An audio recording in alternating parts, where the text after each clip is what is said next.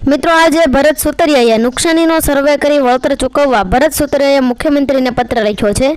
તો જોઈએ કે ભરત સુતરિયાએ તે પત્રમાં કઈ કઈ વિગતોનો ઉલ્લેખ કર્યો છે.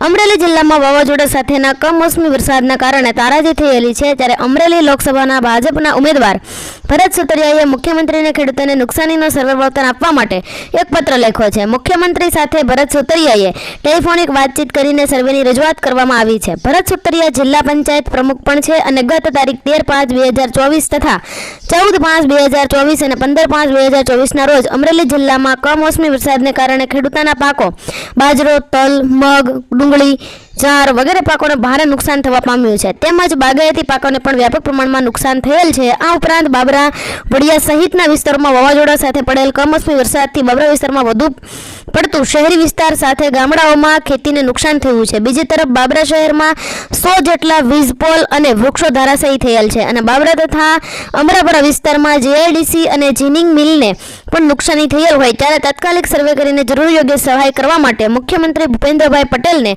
પત્ર દ્વારા ભરત સુતરિયા દ્વારા રજૂઆત કરવામાં આવી હતી. Thank you.